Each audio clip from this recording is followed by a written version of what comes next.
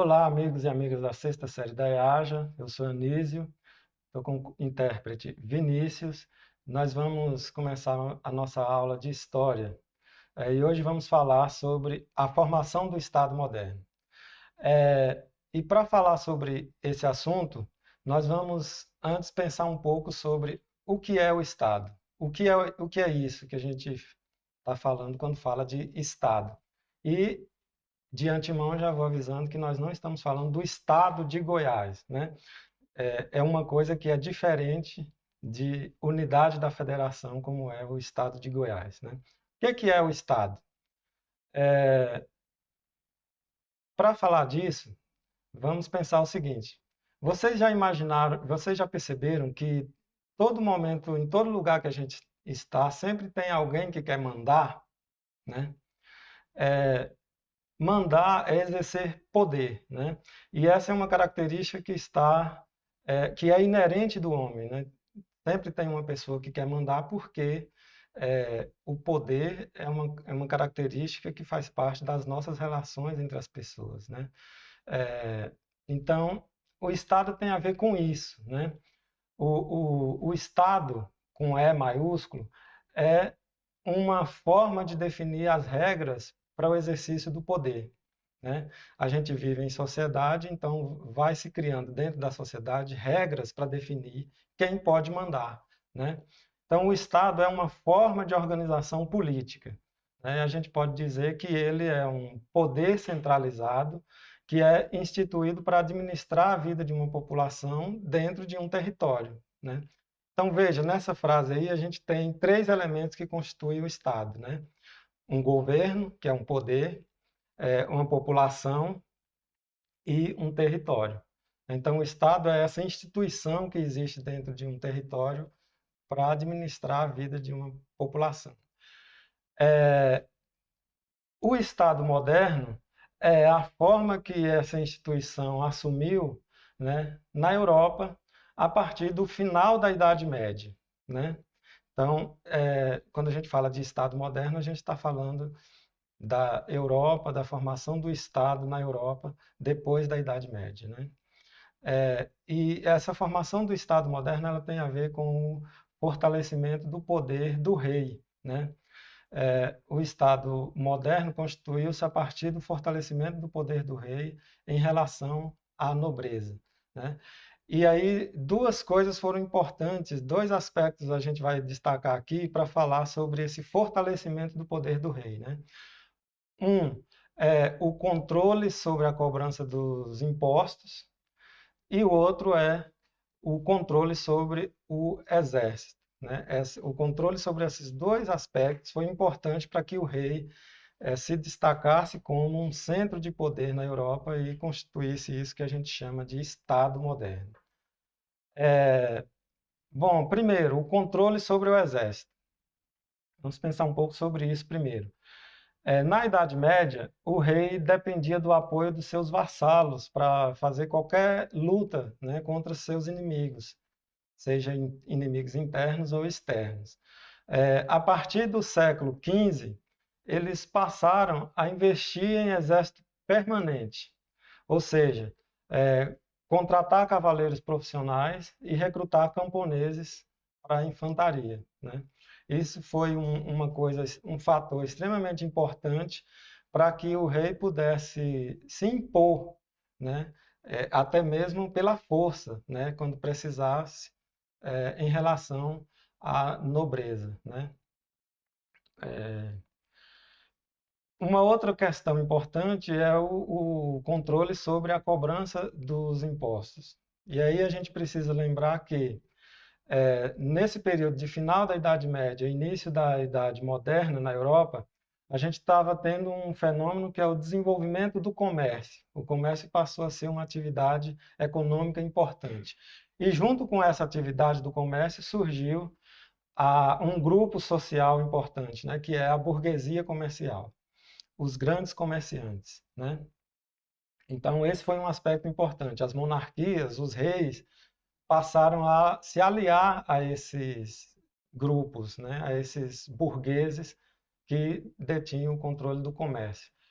e os reis passaram a ter uma fonte de recursos, né, e a formar um patrimônio com a concessão de direitos para esses comerciantes poder comerciar dentro dos seus territórios. Esse foi um ponto importante.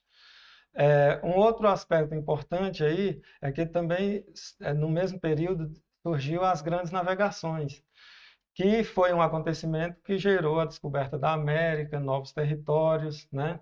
E aí um comércio que começou a ser lucrativo.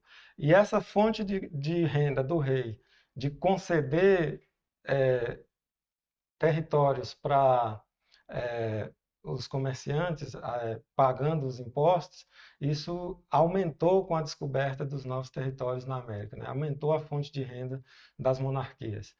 Outro aspecto importante desse período é o apoio das igrejas.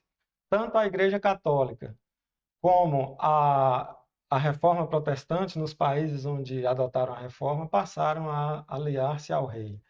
E isso foi uma força política importante para o rei, né? Então aí os reis começaram a ter condições de impor à nobreza um novo acordo, né? Uma nova forma de governo em que os nobres passaram a ter que reconhecer o poder da monarquia, né? E então o rei, a partir disso, vai ampliando o seu território, ampliando o seu poder dentro desses territórios, e dessas fronteiras de domínio dos reis vai surgindo o que hoje são os países, né, que a gente conhece. Hoje, a Europa, por exemplo, ela é dividida em países, vários países, né, e essas fronteiras elas começaram a ser desenhadas a partir desse fortalecimento do poder real. Mas aí uma questão é importante, né, gente? Que é essa da legitimidade. O que é isso? O que significa essa palavra legitimidade? Legitimidade vamos falar, dizer que é um consentimento, né? Se alguém governa, se um rei governa, é porque existe uma população que lhe dá um consentimento, né? E para governar, ele precisa construir esse consentimento, ou seja, ele precisa ter legitimidade.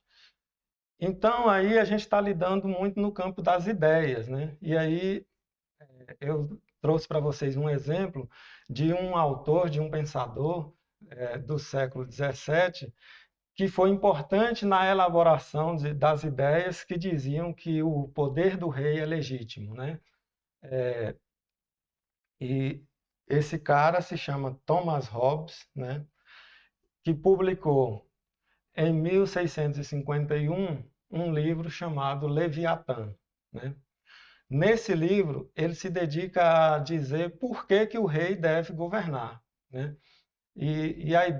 Qual é a tese dele, né?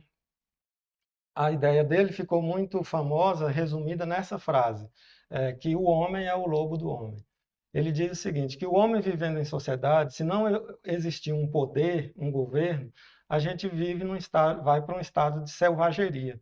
Então, um governo centralizado forte é importante para manter a civilização, para manter a vida em sociedade, né, em harmonia, né? Então, daí que origina a legitimidade do poder real, né? Desse contrato social que é preciso estabelecer entre as pessoas para a gente não descambar para a selvageria. Então, ele fez essa imagem, que é uma imagem que ele resume a ideia do que seria esse poder forte centralizado, né? O que seria o Leviatã? Repare que acima da cabeça dele está uma coroa, que significa o quê? A monarquia, né? Na mão direita a gente tem uma espada que simboliza a força, né? Ou seja, o rei ele pode usar a força se for preciso para manter a ordem. E na outra mão, na mão esquerda, o cetro, que é o símbolo do poder. E se vocês repararem o corpo, vocês vão ver que esse corpo ele é formado por várias pessoas, ou seja, aí seria a população, né? Com essa imagem, Hobbes simboliza o que seria o Estado, esse poder centralizado dentro de um território, esse poder forte, né? Então, é isso. É, Nessa aula a gente tratou, né, da formação do Estado moderno. Você viu aí fizemos uma definição de Estado, falamos sobre o processo de formação do Estado, e essa formação ela se deu a partir do fortalecimento do poder do rei, e esse fortalecimento do poder do rei se deu principalmente a partir do controle do exército e da cobrança de impostos. Nós falamos também um pouco sobre a obra de Hobbes, que estabelece como que seria a legitimidade, né, do poder do rei.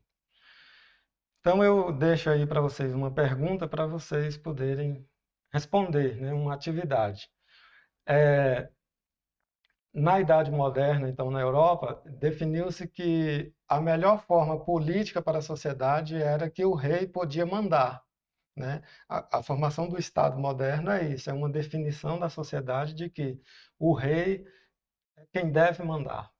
Então, eu gostaria que vocês escrevessem um pouco aí o que você acha disso, né? O que você acha dessa forma de governo onde o rei é quem manda. E fica sempre o convite para que você possa pesquisar em outras fontes, né? Buscar outras leituras para poder responder essa questão aí. Tá certo? Agradeço a todo mundo, a todos vocês, né? E espero todos na próxima aula de História, né? Um grande abraço e até lá. A Secretaria Municipal de Educação de Goiânia está com matrículas abertas para a educação de adolescentes, jovens e adultos no período noturno. São diversas vagas da 1ª à 8ª série, uma excelente oportunidade para você que tem mais de 15 anos de idade e ainda não concluiu o ensino fundamental. Durante o período da pandemia, você pode acompanhar as aulas diretamente da sua casa, contando com a ajuda de professores altamente qualificados, prontos para te auxiliar. Tudo isso de forma totalmente pública e gratuita. Para saber mais, acesse a página abaixo ou procure a escola com a modalidade EAJA mais próxima da sua casa. Contamos com sua presença.